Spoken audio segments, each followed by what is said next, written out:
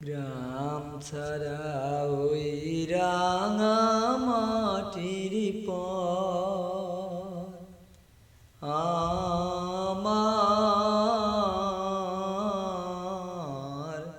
মন সুপ্রিয় ভিউয়ার্স, আসসালামু আলাইকুম। আপনারা সকলে কেমন আছেন? আমি আপনাদের দোয়া আল্লাহর রহমতে খুব ভালো আছি। আজ দেখাবো যে আমি যে কৃষিকাজ করেছি, কৃষিকাজে আমার ভালো লাগে সেই বিষয়ে আমি কি রোপণ করেছি এবং কি ফল আমাদের বাসা আছে, এটা আপনাদের দেখাবো। আর ময়মুরব্বীদের মুখে শুনেছি যে কষ্ট করলে কৃষ্ট মেলে। আপনি যেমন কাজ করবেন তেমন তার ফল পাবেন। আপনি যদি বৃক্ষরোপণ করেন তার ফল একদিন আল্লাহর রহমতে আসবেই, সেটা যদি আপনার সদ ইচ্ছা থাকে। এই দেখেন, আমার স্ত্রী অর্থাৎ আমার বউ আমাকে অনেক কাজ হেল্প করে থাকে এই কৃষি বিষয়ে। অনেক সময় আমি শাকসবজির আবাদ করে থাকি, অনেক সময় পুঁইয়ের শাক ডাঁটা বীজ রোপণ করে থাকি, অনেক সময় ভিজিয়ে সারা রাত ভরে রেখে দেয়, সেটা আমাকে দিয়ে অনেক সময় হেল্প করে, আমাকে নিংড়িয়ে দেয়, পানি নিংড়ে সব কাজ হেল্প আমাকে করে আমার স্ত্রী। আজ দেখাবো যে আমি যে আমার বাসায় যে কৃষি কিছু পণ্য আমি চারা রোপণ করেছিলাম, যেমন চিংচিঙা কুমড়, সেগুলো কেমন হয়েছে, কি ফল ধরেছে আমাদের সেই বাগানে, সেই বাসায়, সেটা আপনাদের দেখাবো। আমি দোকানের পাশাপাশি অনেক সময় দেখেন যে এই যে পাশে জমি থাকার কারণে আমার বাসার সাথেই আমি অনেক সময় ছাদ করে এটা ওটা রোপণ করে থাকি, সেটা আপনাদের দেখাবো। আমি আমার বাসার সাথে রোপণ করেছি, এখন বর্তমানে চিংচিঙা রোপণ করেছি, চিংচিঙার ফল ধরেছে দেখেন আমাদের বাসায়। এই যে আমার বাসায় ঈদের পর অনেক আত্মীয় স্বজন এসেছে, এই জন্য গরুর মাংস খাসির মাংস থাকার পরেও মাংস খেতে খেতে যেমন একঘেয়েমি হয়ে গেছে সকলে, এই জন্য অনেক আত্মীয় স্বজন আসার কারণে নিজের চিংচিঙা গাছ থেকে, কেউ চিংচিঙা বলে, কেউ দুধকুশি বলে, এই যে চিংচিঙা পারছে আমি, দেখেন কত মজা। নিজে রোপণ করা চারা, যখন আমি এই চারা এই তো কয়েকদিন আগে দিয়েছিলাম এই ঝাড়ে, এই মাটিতে, সেখানে এখন কত সুন্দর সুন্দর দেখেন যে চিংচিঙার দুধকুশি ধরেছে। আমি নিজে লাগানো সেই গাছ থেকে যখন নিজেই ফল পাচ্ছি, অনেক মজা। আর সবচেয়ে বেশি মজা এই গাছ থেকে যখন আমি দু একটি পাড়া প্রতিবেশীকে, দু একটি গরিব মানুষকে দেবো, এই জন্যই আমার লাগানো। যে নিজে তো অনেক সময় বাজার থেকে কিনেও খাওয়া যায়, সেটা কোনো তেমন মজা নেই। আর যখন এই গাছ থেকে আমি পাড়া প্রতিবেশীকে দুই একটি দিব, যখন আমি গরিব মানুষকে দুই একটি দিব, তখন কোনো অনেক মজা, সেটাও আপনাদের দেখাবো। আল্লাহ রাব্বুল আলামিন যদি দোয়া করে, আল্লাহ রাব্বুল আলামিন যদি আমাকে আরও ফল বেশি দেয়, যদি আমার খাওয়ার যদি সৌভাগ্য হয়, আমি মানুষকে দুই একটি দিয়ে খাবো, কারণ দেওয়ার মালিক তো আল্লাহ, এই দেওয়ার মালিক আল্লাহ। এই জন্য আমি আল্লাহর কাছে, আল্লাহ রাব্বুল আলামিনের কাছে আরও বেশি বেশি চাচ্ছি যে আল্লাহ রাব্বুল আলামিন তুমি আমাকে অনেক অনেক দেবে, আমি যেন এখান থেকে দুই একটি নিজেও খেতে পারি এবং মানুষকে দিতে পারি, পাড়া প্রতিবেশীকে, অসহায় গরিবদেরকে দিতে পারি।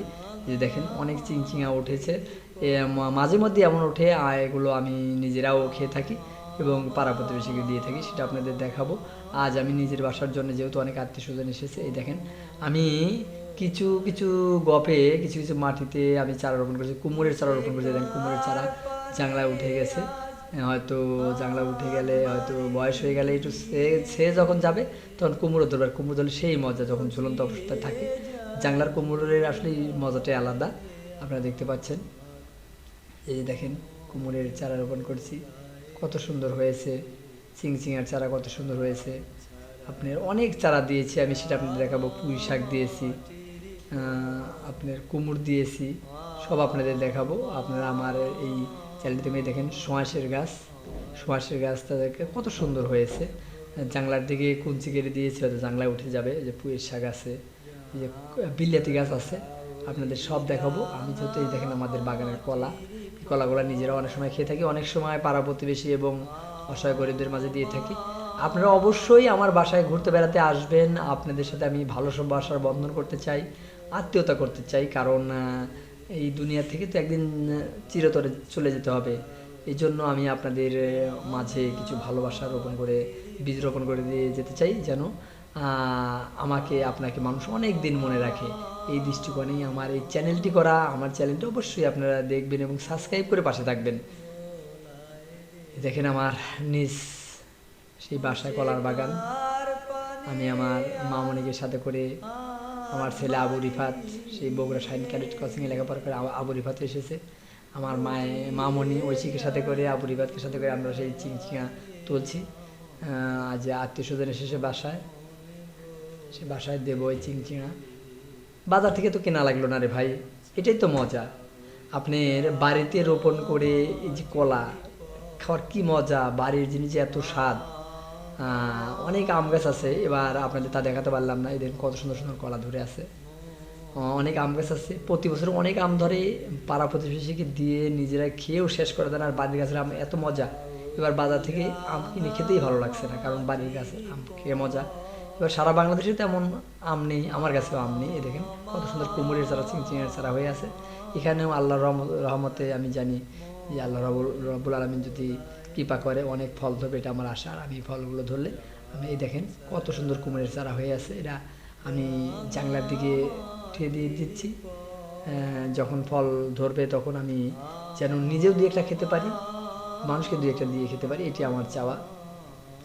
এই দেখেন আমি বাড়ির আশেপাশে অনেক চারা রোপণ করে থাকি, যেন এখান থেকে চারা রোপণ করলে আল্লাহ রাব্বুল আলামিন ফল দিবেই, যদি সেখানে কোনো ছাগল বরকি এবং কোনো বড় মাপের আঘাত না আসে। এই দেখেন আমার বাড়ির সাথে ঘরের উপরে আমি কুমড়ের গাছ তুলে দিয়েছি, এখানেও আল্লাহ রাব্বুল আলামিন ফল দেবে, এটা আশা। কারণ কষ্ট করলে তো ফল আল্লাহ দেবেই, দেবে না কেন? তো আপনারা অবশ্যই আমার চ্যানেলটি বেশি বেশি দেখবেন এবং আমার জন্য দোয়া করবেন, আমি আপনাদের জন্য দোয়া করব।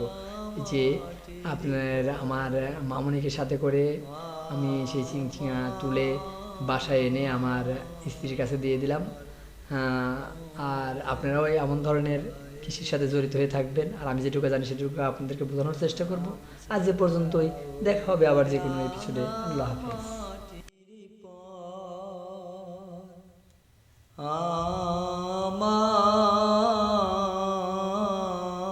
আমার মন ভোলায় রে,